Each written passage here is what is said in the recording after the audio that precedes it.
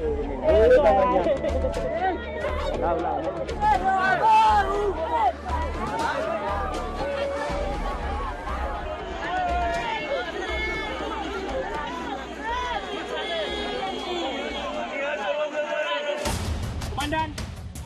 Ini komandan. Mohon dukungan.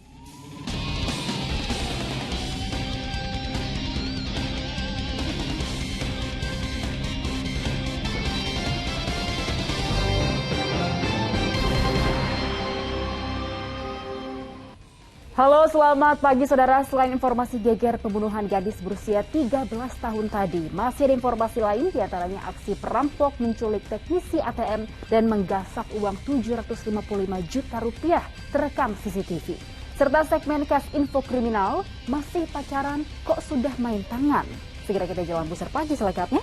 Saya Dazen Prila.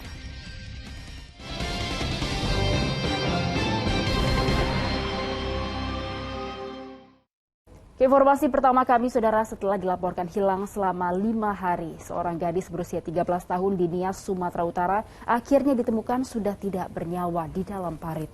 Gadis itu ternyata korban pembunuhan yang dilakukan seorang pria dengan dalih sakit hati karena orang tuanya dimaki korban.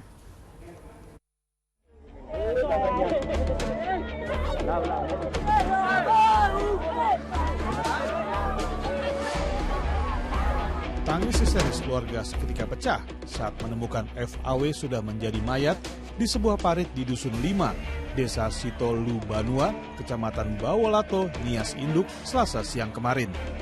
Jasad gadis kelas 6 SD berusia 13 tahun yang sebelumnya dilaporkan hilang sejak Jumat lalu itu tertutup daun pisang yang sudah membusuk. Polisi yang datang ke lokasi langsung mengevakuasi jasad korban ke Rumah Sakit Thomson Gunung Sitoli untuk diotopsi. Komandan. Siap komandan, ini komandan. Ada bang. Oh siap, ini komandan. Saat menggelar olah TKP di sebuah kebun dekat penemuan jasad korban, petugas menemukan sebilah badik yang tersembunyi di batang pohon pisang yang membusuk. Dari hasil penyelidikan diduga kuat jika FAW adalah korban pembunuhan. Mohon dukungan, ya. Kita akan melakukan penyisiran, ya, di sekitar lokasi penemuan pisau yang digunakan oleh pelaku terhadap korban. Hanya butuh beberapa jam saja polisi menangkap pelakunya. Elisman Hareva, seorang pria berusia 34 tahun, mengaku tega membunuh karena sakit hati orang tuanya dimaki saat menasehati korban agar tidak bermain di tengah jalan. Aku bilang sama dia, ngapain kau di tengah-tengah jalan, kamu mati atau gimana? Kan? Nah, karena aku marah, dimaki-makinya lah ibu saya. Itu karena aku santarkan Honda awak, dia lari. Masuk aku ke rumahku kan buka pintunya, lewat belakang, aku kejar lah dia di belakang. Terduga pelaku tidak senang atas ucapan yang diucapkan oleh korban, di mana korban memaki orang tua terduga pelaku, sehingga karena makian tersebut pelaku melakukan penikaman pada bagian leher korban. Polisi masih mengumpulkan bukti-bukti lain sebelum menetapkan pasal yang tepat bagi tersangka. Dohar Franklin Sianipar melaporkan dari Nias Induk, Sumatera Utara. Reka ulang kasus pembunuhan terhadap anak tiri di Kabupaten Pali, Sumatera Selatan, Selasa siang kemarin berlangsung ricuh. Keluarga korban yang marah berusaha menyerang tersangka.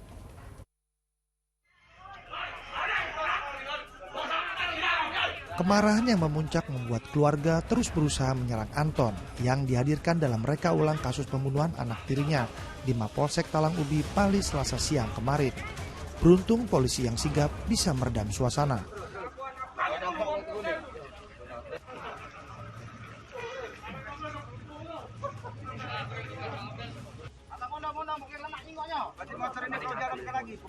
Dari 17 adegan yang diperagakan, terlihat betapa sadisnya tersangka menganiaya dan membunuh anak tirinya NK yang masih berusia 2 tahun. Tubuh korban bahkan direndam ke air hingga akhirnya meregang nyawa. Ironisnya, motif pelaku hanya karena cemburu pada sang istri. Motifnya untuk sementara cemburu buta. Tadi nggak melihat keluarga dari korban juga melakukan aksi. Bagaimana kita tadi? Ya, untuk aman lah, kita sudah kita Dijerat pasal berapa nih? pasal 340 KUHP dengan Undang-Undang Perlindungan Anak. Ancamannya? Ancaman seumur hidup. Kasus penganiayaan dan pembunuhan itu terjadi 26 Agustus lalu. Tersangka yang baru 4 bulan menikah memaksa istri dan 2 anak tirinya naik motor. Di tengah jalan sang istri kabur namun tak berhasil membawa 2 anaknya. Bocah berusia 2 tahun dan 5 tahun itu belakangan ditemukan warga di sebuah warung kosong.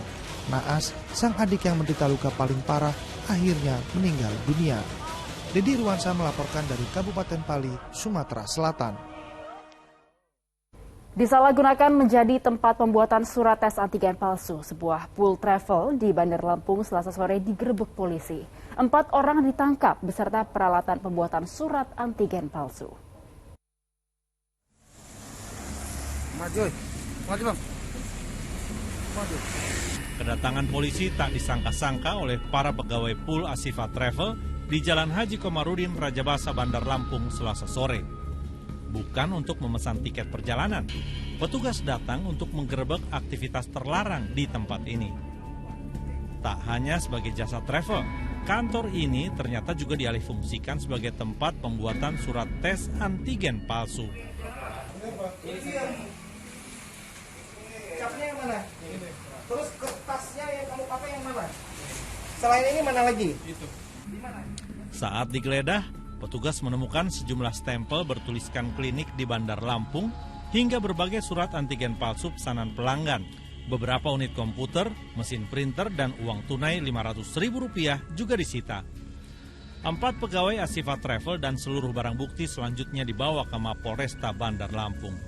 Itu biasanya yang buat orang-orang yang pergi kemana? Yang ke Jakarta. Ya ke Jakarta. Ya. Kamu tawarin harga sekali buatnya berapa?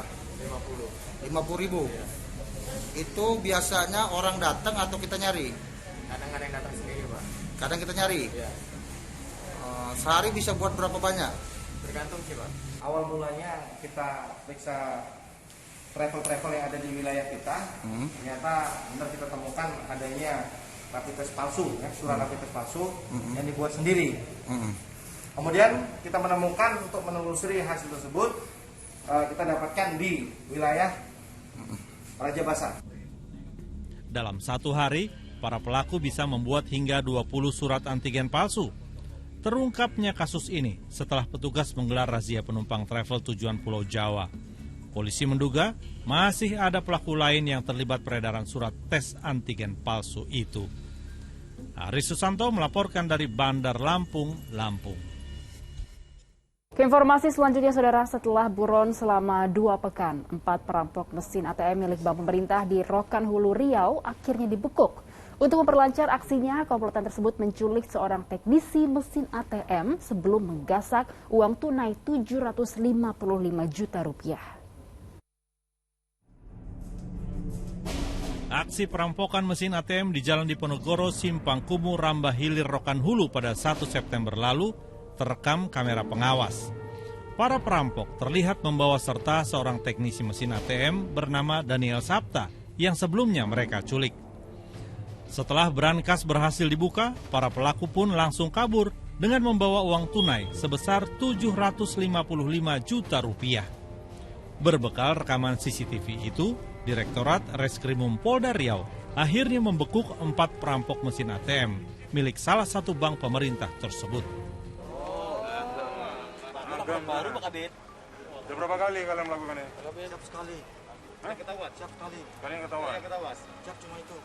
Setelah korban nggak berdaya karena korban juga ditutup mulutnya pakai lakban oleh saudara pelaku RS. Kemudian dibawa ke ATM BRI di Jalan Diponegoro, Simpang Kumu, Rambah Hilir. Ya. Sampai di sana korban dipaksa untuk membuka mesin ATM itu. Belakangan terungkap, satu tersangka berinisial RT yang berperan sebagai otak perampokan ternyata adalah mantan pengawal teknisi ATM. Selama 2 pekan buron, keempat pelaku berpencar ke Sumatera Barat Jakarta hingga Surabaya dan Banyuwangi, Jawa Timur. Ahmad Dison melaporkan dari Pekanbaru, Riau. Saudara, tawuran antar dua kelompok warga kembali terjadi di Makassar, Sulawesi Selatan Selasa dini hari kemarin. Namun ketika polisi datang untuk membubarkan tawuran, kedua kubu justru bersatu dan berbalik menyerang petugas dengan anak panah dan lemparan batu.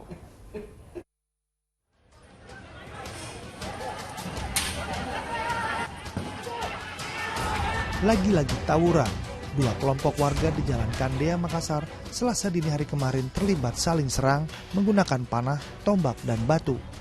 Dalam rekaman video amatir warga, kedua massa baik dari Kecamatan Talo maupun Bontoala itu hanya menggunakan triplek untuk melindungi diri.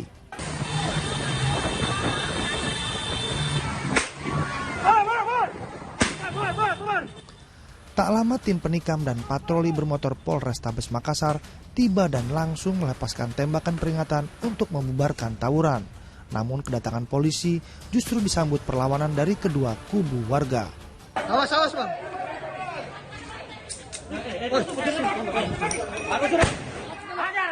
Hajar, tembak terus, tembak. Tembaki terus, tembaki. Setelah polisi melepas beberapa kali tembakan gas air mata, barulah massa kocar-kacir dan membubarkan diri. Selanjutnya polisi melakukan penyisiran untuk menangkap para pelaku tawuran.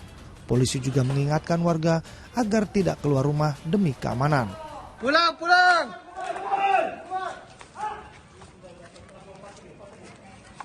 Awas, busuk. Pulang, balik. Pada saat kami tiba di TKP, kami mendapat perlawanan dari warga yang terlibat perang kelompok tersebut. Kemudian kami lakukan tindakan tegas dengan memberikan tembakan peringatan maupun tembakan gas air mata untuk meredam perang kelompok tersebut. Sayangnya tak ada satupun pelaku tawuran yang berhasil ditangkap. Belakangan terungkap, aksi tak terpuji warga ini hanya dipicu dendam lama yang masih membekas. Andi Muhammad Sardi melaporkan dari Makassar, Sulawesi Selatan. Jumlah kasus kekerasan terhadap perempuan saat berpacaran menempati posisi kedua setelah KDRT. Apa penyebabnya? Segmen khusus Info Kriminal akan hadir sesaat lagi.